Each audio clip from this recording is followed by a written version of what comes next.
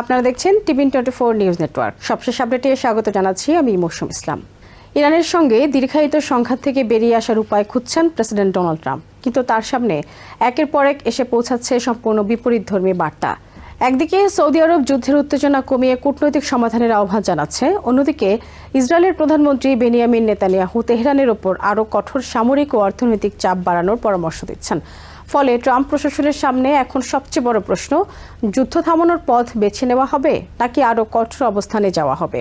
White হাউসে সপ্তাহের ব্যবধানে নয়, মাত্র একদিনের ব্যবধানে ঘটে যাওয়া দুটি বৈঠক এই দ্বিধাকে আরও স্পষ্ট করে তুলেছে।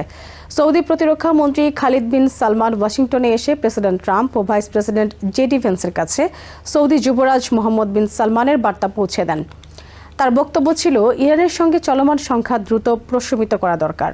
যুদ্ধ দীর্ঘায়িত হলে পুরো মধ্যপ্রাচ্য আরও অস্থিতিশীল হয়ে পড়বে এবং তার প্রভাব বৈশ্বিক জ্বালানি বাজারেও পড়তে পারে।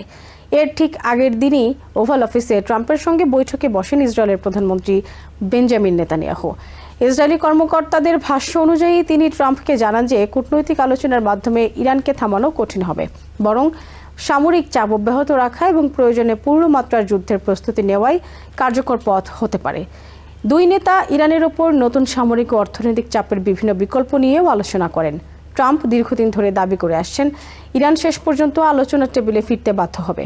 এমনকি তিনি প্রকাশ্যে বলেছেন, তেহরান একটি চুক্তির জন্য আকুতি জানাচ্ছে, কিন্তু প্রশাসনের ভেতরের কর্মকর্তাদের মূল্যায়ন ভিন্ন। তাদের আশঙ্কা, ইরানের প্রভাবশালী শক্তিগুলো বরং হরমুজ প্রণালীকে চাপের হাতিয়ার হিসেবে ব্যবহার এবং আমেরিকান সেনাদের লক্ষ্য করে ক্ষেপণাস্ত্র হামলা চালানোর কৌশল আরও জোরদার করতে পারে। হোয়াইট হাউসের কর্মকর্তাদের মতে, তেহরানের অনমনীয় অবস্থানে প্রেসিডেন্ট ট্রাম্পও ক্রমশ বিরক্ত হয়ে উঠছেন। পর্দার আড়ালে একাধিক বৈঠকে তিনি ক্ষোভ প্রকাশ করেছেন এবং মিত্রদের সঙ্গেও উত্তপ্ত ফোন আলাপ করেছেন।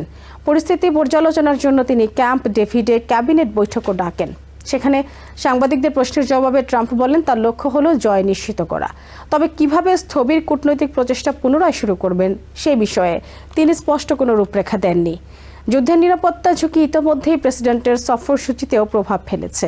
তুর্কি সফর শেষে ফেরার সময় নিরাপত্তা হুমকির কারণে ট্রাম্পকে নির্ধারিত এয়ারফোর্স ওয়ান পরিবর্তন করতে হয়। প্রশাসনের কর্মকর্তারা জানান, ইরান ঘনিষ্ঠ হুমকির মাত্রা বেড়ে যাওয়ায় এই সিদ্ধান্ত নেওয়া হয়েছিল।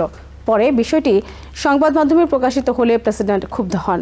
এদিকে যুদ্ধ দীর্ঘায়িত হওয়ায় রিপাবলিকান পার্টির ভেতরেও উদ্বেগ বাড়ছে। দলটির কৌশলবিদদের মতে, ইরান সংকট প্রেসিডেন্ট ট্রাম্পের পুরো মেয়াদকেই গ্রাস করতে পারে। একই সঙ্গে জ্বালানির দাম বাড়লে আগামী মধ্যবর্তী নির্বাচনে রিপাবলিকানদের রাজনৈতিক ক্ষতির আশঙ্কাও রয়েছে। সিএনএনের এক জরিপে দেখা গেছে, ইরান যুদ্ধ মোকাবেলায় ট্রাম্পের ভূমিকার প্রতি সমর্থন জানিয়েছেন মাত্র 28% উত্তরদাতা। হোয়াইট হাউসের সামরিক বিকল্প নিয়েও বিস্তর আলোচনা চলছে। কর্মকর্তাদের মতে, সেন্ট্রাল কমান্ড এমন একটি পরিকল্পনা তৈরি করেছে যাতে 1 থেকে 2 সপ্তাহ ধরে ব্যাপক বিমান হামলা চালিয়ে ইরানের ক্ষেপণাস্ত্র সক্ষমতা ধ্বংস করার কথা বলা হয়েছে। তবে জয়েন্ট চিফস অব স্টাফের চেয়ারম্যান জেনারেল ড্যান কেন কংগ্রেসে সাক্ষ্য দিয়ে সতর্ক করেন, শুধু বিমান হামলার মাধ্যমে যুদ্ধের সব লক্ষ্য অর্জন করা সম্ভব নয়। তার ভাষায়, বিমান শক্তিরও সীমাবদ্ধতা রয়েছে। এছাড়া সামরিক কর্মকর্তারা ট্রাম্পকে সতর্ক করেছেন যে আকাশ প্রতিরক্ষা ব্যবস্থার ক্ষেপণাস্ত্রের মজুদ কমে আসছে। একই সঙ্গে সেতু বা পানি শোধনাগারের মতো অবকাঠামোতে হামলা হলে ব্যাপক বেসামরিক প্রাণহানির আশঙ্কাও রয়েছে। এ কারণেই এখন পর্যন্ত ট্রাম্প এসব লক্ষ্যবস্তুতে হামলার সিদ্ধান্ত নেননি। তিনি নিজেও বলেছেন, সাধারণ মানুষের ক্ষতি করতে চান না। বর্তমানে কূটনৈতিক আলোচনার সবচেয়ে গুরুত্বপূর্ণ বিষয় হয়ে উঠেছে হরমুজ প্রণালী। আঞ্চলিক দেশগুলোর আলোচনায় এমন একটি স্বল্পমেয়াদী সমঝোতার চেষ্টা চলছে যাতে এই গুরুত্বপূর্ণ নৌপথ আবার পুরোপুরি চালু করা যায়। এতে ট্রাম্পও একটি কূটনৈতিক সাফল্যের দাবি করতে পারবেন বলে আলোচনায় যুক্ত ব্যক্তিরা মনে করছেন।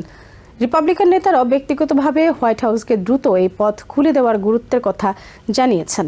হোয়াইট হাউস অবশ্য জানিয়ে দিয়েছে, ইরান ট্রাম্পের শর্ত অনুযায়ী আলোচনায় না ফেরা পর্যন্ত চাপ অব্যাহত থাকবে। প্রেস সেক্রেটারি ক্যারোলাইন লেভিট বলেন, সমঝোতা ভঙ্গ, বাণিজ্যিক জাহাজে হামলা এবং আমেরিকান সেনা নিহত হওয়ার ঘটনাগুলোর জন্য ইরানকে মূল্য দিতে হবে।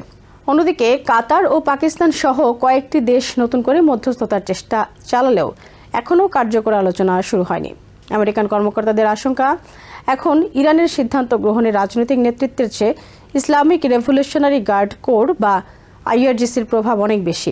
একই সঙ্গে আইআরজিসির শীর্ষ পর্যায়েও নেতৃত্বের প্রতিযোগিতা চলছে, যা সংঘাত আরও দীর্ঘায়িত করতে পারে। প্রেসিডেন্ট ট্রাম্প নিজেও স্বীকার করেছেন, ইরানের ভেতরে প্রকৃত সিদ্ধান্ত কে নিচ্ছেন তা স্পষ্ট নয়। তিনি বলেন, যাদের সঙ্গে তার প্রশাসন যোগাযোগ রাখছে তাদের সবাই হামলার সিদ্ধান্তে জড়িত নন। একই সঙ্গে তিনি অভিযোগ করেন, ইরান বারবার প্রতিশ্রুতি ভঙ্গ করছে এবং এতে তিনি ক্ষুব্ধ। তবে ট্রাম্পের বিশেষ দূত স্টিভ উইটকফ এবং তার জামাতা জ্যারেড কুশনার এখনও বিশ্বাস করেন শেষ পর্যন্ত একটি সমঝোতায় পৌঁছানো সম্ভব। বিপরীতে নেতানিয়াহু বৈঠকে আবারও জোর দিয়ে বলেন, ইরানের বিরুদ্ধে চাপ আরও বাড়ানো উচিত। যদিও তিনি ট্রাম্পকে আশ্বস্ত করেন, চূড়ান্ত সিদ্ধান্ত সম্পূর্ণভাবে আমেরিকার প্রেসিডেন্টের হাতেই রয়েছে। অন্যদিকে সৌদি প্রতিরক্ষা মন্ত্রী খালিদ বিন সালমানের বার্তা ছিল সম্পূর্ণ ভিন্ন। তার মতে, ইরান সংঘাত বাড়িয়ে নিজেদের কৌশলগত সুবিধা আদায়ের চেষ্টা করবে এবং ইরানপন্থী গোষ্ঠীগুলোকে ব্যবহার করে উত্তেজনা আরও বাড়াতে পারে। তবে সৌদি আরবের লক্ষ্য যুদ্ধ নয়, বরং দ্রুত উত্তেজনা কমিয়ে আঞ্চলিক স্থিতিশীলতা ফিরিয়ে আনা। সব মিলিয়ে প্রেসিডেন্ট ট্রাম্প এখন এমন এক সন্ধিক্ষণে দাঁড়িয়ে আছেন যেখানে একদিকে মিত্র ইসরায়েলের সামরিক চাপ, অন্যদিকে সৌদি আরব সহ আঞ্চলিক শক্তিগুলোর কূটনৈতিক আহ্বান এবং দেশের ভেতরে রাজনৈতিক চাপ। সবকিছুর মধ্যে ভারসাম্য খুঁজে বের করাই তার সবচেয়ে বড় চ্যালেঞ্জ হয়ে উঠেছে। যুদ্ধ দীর্ঘায়িত হলে রাজনৈতিক মূল্যও বাড়তে পারে, আবার দ্রুত সমঝোতা না হলে মধ্যপ্রাচ্যের নিরাপত্তা পরিস্থিতি আরও জটিল হওয়ার আশঙ্কা রয়েছে। নিউ ইয়র্ক থেকে সম্প্রচারিত TVN 24 টেলিভিশন বিশ্বজুড়ে বাঙালির কণ্ঠস্বর।